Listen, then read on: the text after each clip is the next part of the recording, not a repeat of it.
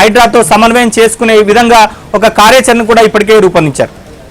అయితే హైడ్రా విషయంలో తొలుత కొంతమంది హైదరాబాద్లో పెద్దవాళ్ళకు సంబంధించినటువంటి నిర్మాణాలను కూల్చివేసిన సందర్భంలో ప్రభుత్వంపై తీవ్రమైనటువంటి ప్రశంసలు వచ్చాయి. కానీ ఆ తర్వాత పూర్తిగా టార్గెట్ అంతా కూడా పేదలు, బడుగులు, అలానే చిన్న చిన్న ఇల్లు కట్టుకున్నటువంటి వాళ్ళే టార్గెట్ అవ్వడం వల్ల ప్రభుత్వం మీద కూడా అనేక విమర్శలు వస్తున్నాయి. అయితే దీనికి సంబంధించి గత ప్రభుత్వంలో ఇబ్బడి ముబ్బడిగా ఈ అక్రమ నిర్మాణాలను ఎంకరేజ్ చేసి ఇప్పుడు ప్రభుత్వం ఏదైతే ఈ అక్రమ నిర్మాణాలను తొలగించేటువంటి ప్రయత్నం చేస్తున్నటువంటి క్రమంలో ప్రభుత్వం మీద బురద జల్లుతున్నారనేటువంటి కౌంటర్ అటాక్ కూడా ప్రస్తుతం ప్రభుత్వం నుంచి వస్తుంది, అధికార పార్టీ నుంచి వస్తుంది. అయితే బీఆర్ఎస్ పార్టీ నుంచి కూడా మనం కనుక చూస్తే ముఖ్యంగా ఆ పార్టీకి హైదరాబాద్ లో ఎమ్మెల్యేలంతా కూడా ఉన్నారు, కార్పొరేటర్ల సంఖ్య కూడా హైదరాబాద్ లో బీఆర్ఎస్ పార్టీకి ఉంది. అయితే ఈ హైడ్రా ఇష్యూని బీఆర్ఎస్ పార్టీ తమకు అనుకూలంగా మలుచుకునేటువంటి పని చేస్తుంది. న్యాయ పోరాటం చేయదలిచినటువంటి నిర్వాసితులకు పార్టీ అండగా ఉంటుందని చెప్పేసి కూడా బీఆర్ఎస్ నాయకులు చెప్తున్నారు. మా ప్రతినిధి నరేష్ ఉన్నారు బీఆర్ఎస్ కార్యాలయం దగ్గర. నరేష్, ఇప్పుడు ఈ ఇష్యూను కొంత బీఆర్ఎస్ పార్టీ తమకు అనుకూలంగా మలుచుకునేటువంటి ప్రయత్నం చేస్తుంది. హైడ్రా పేరిట బాధితుల్ని ఆదుకోవాలనేటువంటి పేరిట, అంటే వాళ్ళని కలుసుకోవాలనేటువంటి పేరిట ఒక కార్యాచరణ కూడా కేటీఆర్ తీసుకోబోతున్నారు. మొత్తం మీద హైడ్రా విషయంలో ఎట్లాంటి విమర్శలు ఇటు బీఆర్ఎస్ పార్టీ నుంచి వస్తున్నాయి? ముఖ్యంగా బాధితుల పక్షాన్ని తాము పోరాడతామని చెప్తుంది బీఆర్ఎస్ పార్టీ. ఎట్లాంటి పోరాటం చేయబోతోంది? హైడ్రా పేరుతో హైడ్రామా చేస్తుందనేది, ప్రభుత్వం హైడ్రామా చేస్తుందనేది ప్రధాన ప్రతిపక్షం బీఆర్ఎస్ మాటగా ఉంది. డైవర్షన్ పాలిటిక్స్ లో భాగంగానే హైడ్రాను సీఎం రేవంత్ రెడ్డి తెర మీదకు తీసుకొచ్చారని పదే పదే గత 2-3 రోజులుగా వర్కింగ్ ప్రెసిడెంట్, బీఆర్ఎస్ పార్టీకి సంబంధించిన వర్కింగ్ ప్రెసిడెంట్ కేటీఆర్ చాలా స్వరం పెంచారు. గతంలో అంటే మొదట మీరు అన్నట్టు పెద్దవాళ్ళ కన్వెన్షన్ లాంటి కూల్చివేతలు చేసినప్పుడు ఎవరు కూడా సాహసించడానికి, మాట్లాడటానికి కూడా ఒక రకంగా వెనకడుగు వేశారు హైడ్రాకి సంబంధించి. ఎప్పుడైతే పేదల గృహాల మీదకు హైడ్రా వెళ్తుందో అప్పటి నుంచి కూడా ప్రధాన ప్రతిపక్షంలో ఉన్న బీఆర్ఎస్ పార్టీ ఖచ్చితంగా వాళ్ళ లైన్ తీసుకోవాలని చెప్పి నిర్ణయించింది. ఇందులో భాగంగానే ఎవరైతే నిర్వాసితులు, బాధితులు ఉంటారో వాళ్ళందరికీ కూడా న్యాయస్థానంలో కొట్లాడేందుకు, పోరాటం చేసేందుకు న్యాయ విభాగం ఏదైతే బీఆర్ఎస్ పార్టీ కేంద్ర కార్యాలయంలో ఉండే న్యాయ విభాగం తరపున వాళ్ళకు న్యాయ సహాయం కూడా అందిస్తామని చెప్పి కూడా నిన్న కేటీఆర్ ప్రకటించారు. అంటే తద్వారా ఎవరైతే పేదలు ఉంటారో వాళ్ళకి మళ్ళీ దగ్గర కావాలనేది బీఆర్ఎస్ పార్టీ ఆలోచనగా ఉంది.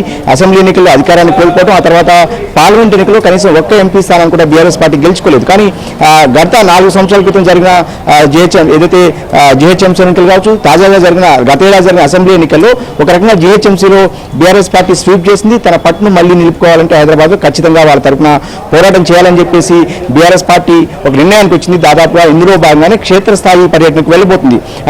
వర్కింగ్ ప్రెసిడెంట్ కేటీఆర్ బృందంగా ఏదైతే ఎమ్మెల్యేలు ఉంటారో వాళ్ళందరూ కూడా ఒక బృందంగా ఏర్పడి అతి త్వరలోనే ఎవరైతే బాధితులు ఉంటారో వాళ్ళందరినీ స్వయంగా కలుసుకుని వాళ్ళ సాధక బాధకాలన్నీ కూడా వినాలనేది బీఆర్ఎస్ పార్టీ ఒక నిర్ణయానికి వచ్చింది. ఎందుకంటే బీఆర్ఎస్ పార్టీకి రాజకీయంగా ఒక అవసరం కూడా ఉంది. ఎందుకంటే ఎలక్షన్లో ప్రజలు తిరస్కరించిన తర్వాత ఖచ్చితంగా మళ్ళీ ప్రజల దగ్గరికి వెళ్ళాలంటే ఒక కారణం కావాలి. కాబట్టి ఈ హైడ్రాని వాళ్ళు అవకాశంగా తీసుకునే అవకాశం కనిపిస్తుంది. ఇందులో భాగంగానే క్షేత్రస్థాయి పరిశీలనకు వెళ్ళిపోతున్నారు. అంతకంటే ముందు కాంగ్రెస్ పార్టీ టార్గెట్ గా బీఆర్ఎస్ పార్టీ ప్రతిరోజు కూడా తీవ్రంగా విమర్శలు చేస్తుంది హైడ్రాను ఉద్దేశించి. కాంగ్రెస్ పార్టీకి సంబంధించిన కేవీపీ రామచంద్రరావు కావచ్చు, పట్నం మహేందర్ రెడ్డి కావచ్చు, మంత్రి పొంగిరెడ్డి శ్రీనివాస్ రెడ్డి కావచ్చు, ఏకంగా తిరుపతి రెడ్డి, ముఖ్యమంత్రి సోదరుడుగా ఉన్న తిరుపతి రెడ్డికి దుర్గం చెరువు ఏదైతే బఫర్ జోన్ లో ఆయన ఇల్లు ఉంది ఆయనకు మాత్రం నోటీసులు ఇచ్చారు, పేదలకు మాత్రం నోటీసులు ఇవ్వకుండానే కూల్ చేస్తున్నారు. అంటే ఒక అంశాన్ని తెర మీద తీసుకొచ్చే ప్రయత్నం చేస్తుంది బీఆర్ఎస్ పార్టీ. ఎందుకంటే నోటీసులు ఇస్తే కనుక ఖచ్చితంగా వాళ్ళు హైకోర్టుకు వెళ్ళి స్టే తెచ్చుకుంటున్నారు. అదొక అవకాశం. అంటే ప్రభుత్వమే పెద్దవాళ్ళకు ఒక అవకాశం ఇస్తుంది, పరోక్షంగా వాళ్ళని ఎంకరేజ్ చేస్తుంది అనేది బీఆర్ఎస్ పార్టీ మాట ఉంది. ఇక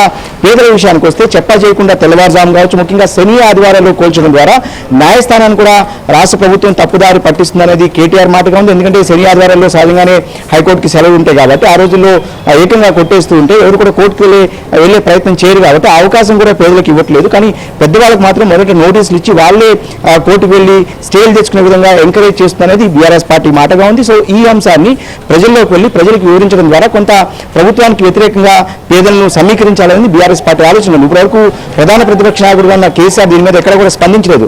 రుణమాఫీ అంశం కావచ్చు, ఇతర అంశాలు కావచ్చు, అనేక రాష్ట్రంలో జరుగుతున్నప్పుడు కూడా కొంత హనీమూన్ పీరియడ్ ఉంటుంది. దాదాపు 9 నెలల కాలం కాంగ్రెస్ పార్టీకి ముగిసి 10వ నెలలో కూడా ఎంటర్ అయినప్పుడు కూడా ఇప్పటివరకు ప్రతిపక్ష నాయకుడుగా ఉన్న కేసీఆర్ స్పందించట్లేదు. కానీ దీని వెనుక వ్యూహాత్మక మౌనం ఉంది. ఖచ్చితంగా కేసీఆర్ సరైన సమయంలో స్పందిస్తారనేది బీఆర్ఎస్ శ్రేణులు చెప్తుంది. ఎందుకంటే ప్రభుత్వం మీద ఎక్కువ వ్యతిరేకత వచ్చిన తర్వాత స్పందిస్తే కొంత ప్రజలు కూడా తమ వెంట నడుస్తారు. ఉద్యమంలో ఇదే జరిగిందంటూ కూడా బీఆర్ఎస్ పార్టీ రాష్ట్ర ఏదైతే కేంద్ర కార్యాలయంలో చర్చలు జరిగితే ఏదేమైనప్పటికీ కూడా హైడ్రా ద్వారా నష్టపోతున్న బాధితులకైతే బీఆర్ఎస్ పార్టీ అండగా ఉండాలని చెప్పి నిర్ణయించింది. ఒక న్యాయ విభాగాన్ని, ఒక సెల్ను కూడా ఏర్పాటు చేసి కేంద్ర కార్యాలయంలో ఎవరైతే బాధితులు ఉంటారో వాళ్ళు ఇక్కడికి వచ్చి ఎవరైనా సంప్రదించవచ్చు, ఫోన్ కాల్ ద్వారా కావచ్చు, లేదంటే ప్రత్యక్షంగా వచ్చి సంప్రదిస్తే వాళ్ళకు సాయం చేస్తామని కూడా బీఆర్ఎస్ పార్టీ మాటగా ఉంది. సో మొత్తం మీద ఇది